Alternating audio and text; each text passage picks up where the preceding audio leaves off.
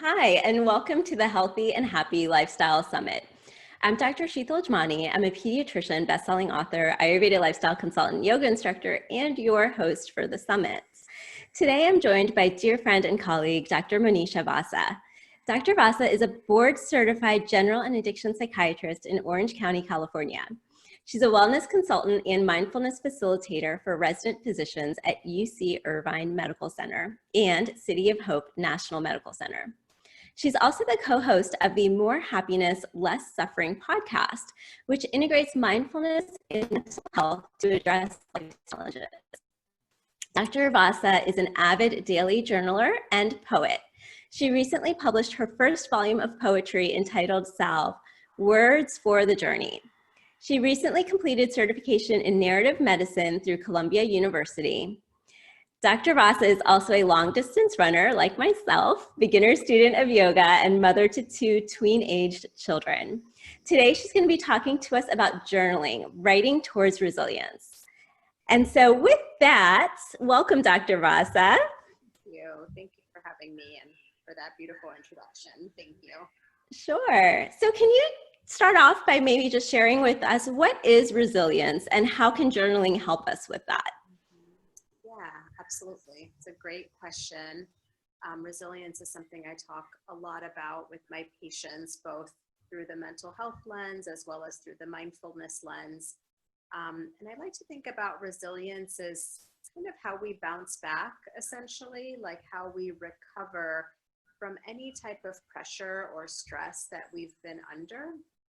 The visual that kind of comes to my mind is often like if you think of a ball of some sort that's been compressed due to pressure, the way that it bounces back or springs back after some time. That's what I think of when I think of resilience. It's a big part of mental health as well as mindfulness. Just because, stress is something that's unavoidable. A lot of times when we think about wanting to maintain our mental health, we kind of have this image of like, if I could get all the factors in my life to just fall into place perfectly, I will not be stressed and I'll have good mental health and I'll feel happy. And, of course, the reality is that that's not a realistic scenario. Stress is unavoidable, and resilience is kind of how we react or respond to that stress and how we recover from it over time. That's great. And I think it's so relevant, especially today with what we're going through globally, right? And like you said, stress is unavoidable. It comes to us and into our lives no matter what, no matter how quote unquote careful you're being in your life, right? And this current pandemic and health crisis that we're faced with globally is a perfect example of that. That was something, none of us could have predicted, and yet I would say every single one of us is under some sort of stress due to this. And so I think, I'm really excited to hear you talk about more about resilience and how we can build more of that during this challenging time. Yeah, absolutely. I mean, I think that the pandemic is a great example because it has brought us really face to face with certain aspects of reality or life that sometimes we forget or that we struggle with. The fact that that everything is uncertain. We don't always know what's around the corner. We don't know how things are going to evolve, and in some ways that's a really hopeful thing, and in some ways that can be a frightening thing. The pandemic has reminded us of our impermanence. The fact that that all of us, have our own mortality to face, and that, as you said, we can do our best to take care of ourselves, but at the end of the day, that this is something that we all have to kind of accept and come to terms with and recognize, and also just that there are going to be times individually as well as globally that we all go through times of suffering, and so the pandemic has really absolutely been a reminder of those things. And, many of us have been practicing with some of those realities for some time. Some of us have not been. So it's something that we're all kind of struggling with. And so when we talk about how to build resilience in the face of stressors such as the pandemic, or even personal or individual stressors that we're dealing with.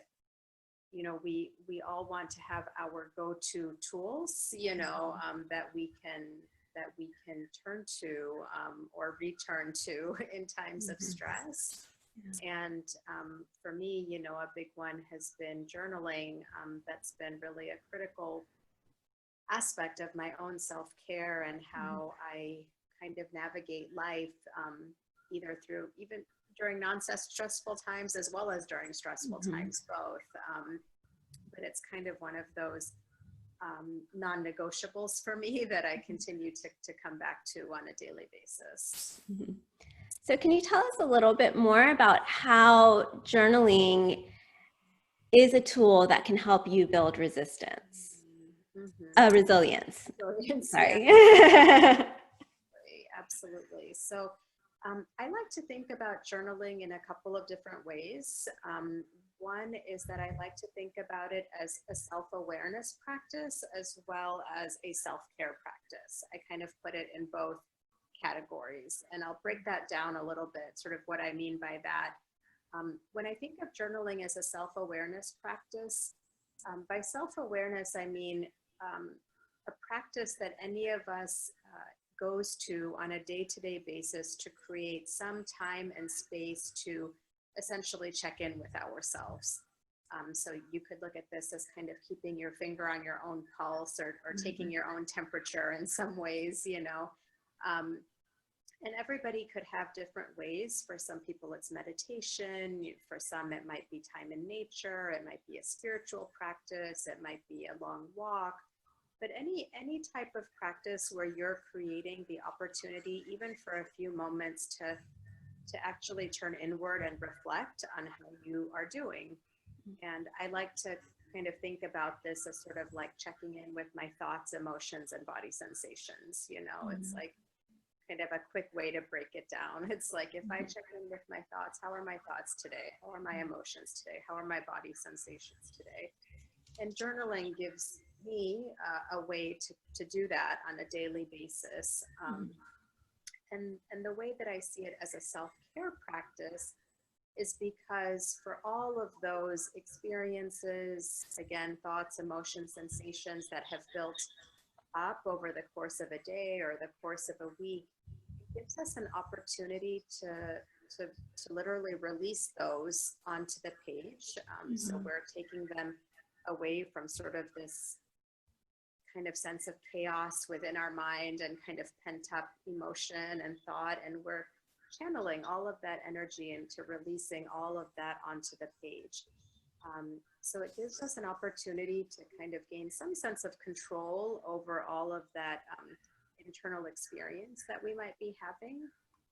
And then it also gives us a chance to look at all of that, you know, when our thoughts and emotions and stories are all inside, sometimes they can feel confusing or overwhelming or stressful. But when we lay it all out onto the page, we get a chance to really take a step back and just look at those experiences almost with a sense of curiosity or kindness. I love that. That's wonderful. So much wonderful information and points you brought up there.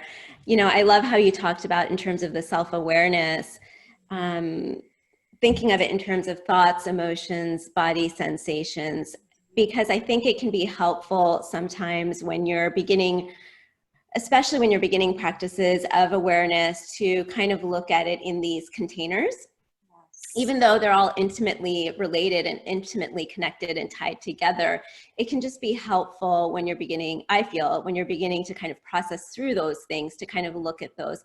And each one of those categories, I feel like, gives you a sense of what's going on in there. You know, if you notice that you're feeling tension, if you're focusing on body awareness for once and you're noticing that you're feeling tension in your shoulders, you know, that kind of gives you an indication. And if you address that, you can notice how your body, you know, how your mind responds, how your emotions respond to that. So I loved that. I also loved how you talked about self-care and how this allows you to release some of those things, release those emotions, release those things that are coming up. I recently read a wonderful book, The Body Keeps the Score. And in that book, he mentioned that the Latin root of emotion translates to move out. And I thought that was really powerful. That really stuck with me, that emotions are not meant to stay stagnant and to be held on into our body, but they are meant to move out. And so it sounds like through writing, through journaling, to putting it, the actual act of putting it on paper, that may be a way to kind of allow those things to move out. Yeah, I mean, it's a form of expression, you know, in a safe space, you know. Oftentimes we think of expression like I'm going to tell a friend how I'm feeling, or I'm going to tell a family member how I'm feeling. And sometimes it can be difficult in those contexts to feel like we can be completely open and honest about how we're feeling, because we might be worried about the other person's reaction, or they might be invested in a certain outcome.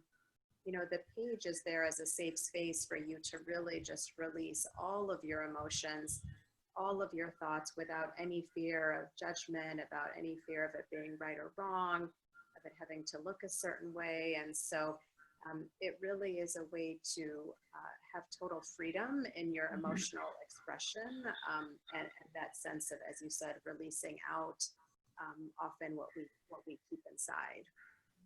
Now, I'm an avid journaler as well. I've been using journaling. I journal more during stressful situations than other. And one thing I find is that it is a great way for me to, it's one of the easiest ways actually for me to really listen to my inner voice and see what's really coming up for me from that kind of more deep inner place. And so since I've been doing it for a while, it is a little bit easier for me to just kind of fall into that stream of conscious and find that freedom in writing. However, something that I've heard from many people who are just starting out journaling, or who have an interest in starting to journal, but haven't been able to quite take that first step yet, is feeling that it's necessary to write in a certain way, kind of having a hard time to fall into that sort of stream of consciousness writing. Do you have any sort of tips for any of our listeners who may be struggling with that? Yeah, definitely. It's interesting how we sometimes feel about journaling. You know, a lot of people will say, I tried, but I just can't keep up with it, or I keep starting and stopping, starting and stopping. And so some of us actually have very conflicted feelings about journaling, or we sort of associate it with this very like angsty teenage time, sort of this Dear Diary kind of, you know, phase of our lives. So a lot of us have some kind of strong associations and maybe even aversions to journaling. So I would just say a few quick tips that I have for somebody who's just getting started, or even somebody who's looking to deepen their practice even. The first is, I would say, to allow it to be restorative, you know, that this is not meant to be a big self-improvement project, you know, so give yourself some flexibility around it, you know. For example, you know, you want to create your sort of journaling practice to be something that you look forward to, that you want to do, not something that you have kind of like rigid rules or boundaries around. So I would put it in the category of like going to the beach rather than I need to lose 10 pounds, you know, like if you miss going to the beach, you feel like, oh man, I'm bummed. I wanted to go to the beach, but I couldn't. I'm kind of sad that I missed the chance to do it. But you wouldn't necessarily like beat yourself up about it, you know, you would just be like, oh, maybe I'll go next time, you know, whereas like with other areas of self-improvement in our life, we can get kind of harsh or self-critical with it. So just remembering that this is something that you're doing for yourself as a way to connect to yourself, to care for yourself, to be kind to yourself, to deepen your understanding of yourself, but not as a reason to be harsh with yourself. So just remembering it's not meant to be a self-improvement project. We have plenty of those in other areas of our lives. The second tip I would have is to give yourself some freedom with it. So really to allow it to be messy. Like it doesn't need to look a certain way, doesn't need to be a work of art. It doesn't need to, you don't need to have perfect sentences, grammar, capitalization, punctuation. Again, plenty of other places in our life where we can practice those things if we want to, but this is really like you know, I often say the messier, the better, the more illegible, the better, like just to really give yourself the freedom to totally release all of your emotions without any of that judgment or self-criticism about what it should look like. So that's the second aspect, is allowing some sense of freedom with your journaling. And then the third is to consider creating a ritual around it. So kind of looking at maybe choosing tools that you really love, like that make you happy. Like I love different types of journals, different types of paper, different types of pens, like really choosing tools that you look forward to using, that feel good in your hands, you know, that you, that kind of become a part of your practice. And same, like kind of choosing a time and a space that's sort of like yours to claim, you know, maybe it's the early morning or late at night, but it's kind of your time to sort of, you know, center yourself. You might create a sort of a nice environment for yourself, or have a beverage that you like, you know, to drink while you're journaling. So to really create kind of a ritual around it. So it just kind of, again, feels like self-care. I brought a couple of examples just to show you of like different types of journals that I like. Like this is one of my favorites that I happened to get in Paris, but this one, you know, has like dots, like a grid on it, which I really like. And you can see here, I often make lists in my journal, so it doesn't have to be like fully formed paragraphs. I think lists are a great way to get started. This is another journal that I created with a friend, it's called the meditation journal. So it's meant to be used after meditation, but I like that it has like big, nice, like wide lines, and then it also has some blank pages. So sometimes you can kind of like draw out things too, like flow charts or things like that. And this one, I like that it's spiral, so it kind of lays flat too. So these are just, everybody's different, but, and then I tend to keep these 4 pens with me. I just like the way that these feel. I tend to keep a couple different colors handy, but, you know, kind of choosing tools that you really enjoy and that can become a part of your ritual, so that there's almost this sense of kind of play and creativity that also can become a part of the process. That's beautiful. Thank you so much for showing us those journals. I love that you showed us examples of how it doesn't have to be just, you know, straight writing across the page. You can, you know, draw circles and make, you know, little diagrams. You could maybe write in a circle, you know, you can bring whatever. I love how you said right there at the end, bring some play, bring some creativity to it. So it does feel more like a day at the beach, as you said earlier, as well as something that you're really looking forward to doing, and creating those rituals around that. I'm a big fan of rituals as well. And whenever I think of rituals, I also think of how I can kind of bring in other senses into that, which is also very much what you described, you know, bringing in different colored pens. You like the way the pen feels. You like, you know, the different kind of feeling and layout of the journals, or make yourself a warm cup of tea or light a scented candle. So it becomes, you know, kind of this almost like you're pampering yourself with this act of self-care and self-awareness. Yes.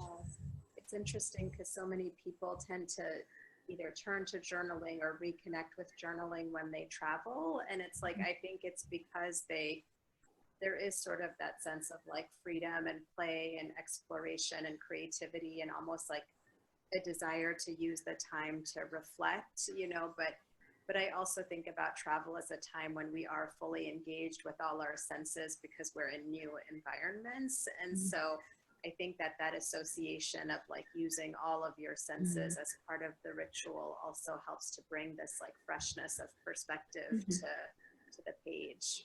Yeah, yeah. I think it helps. It probably brings you to kind of to a different place and space, mental space as well.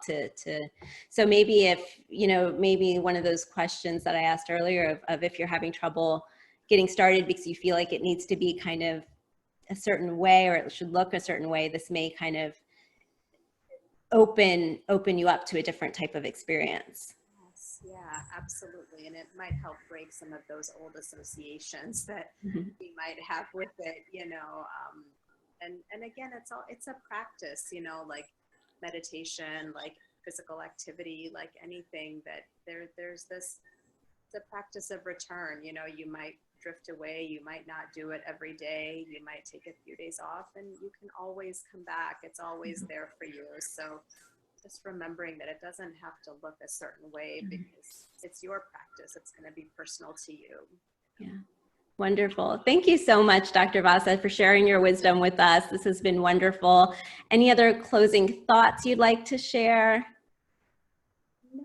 No, just that I would encourage people to give it a try. I think that it's a really helpful tool.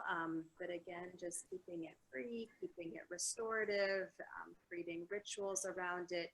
These are all ways to kind of make it your own and to make it something that you feel like doing rather than something that you feel like you have to do. Great. Thank you so much. If people want to learn more about you, about all of the wonderful things you're doing, where can they find you? Probably the best way is my website. So it's just my name, monishavasa.com. And that's also my handle on Instagram and Facebook and Twitter is just Monisha Vasa. So I share all sorts of things about mindfulness, mental health, creativity on all of those platforms. And then if anybody's interested in checking out the podcast that I co-host, which also talks about those same topics, mindfulness, mental health, and creativity. That is called the More Happiness, Less Suffering podcast. It's available on all the usual platforms, or you could just Google More Happiness, Less Suffering podcast, and it will come up. And I would love to connect with anybody who's interested or has any questions. Please feel free to reach out anytime. Wonderful. Thank you so much. So thank you for everyone who's been tuning in today. Please comment below to let us know your biggest takeaway from Dr. Vasa's talk. I hope you're enjoying the summit so far. Be sure to keep tuning in for more. And remember that this summit is free. We appreciate your support by liking, commenting, and sharing to help spread the word.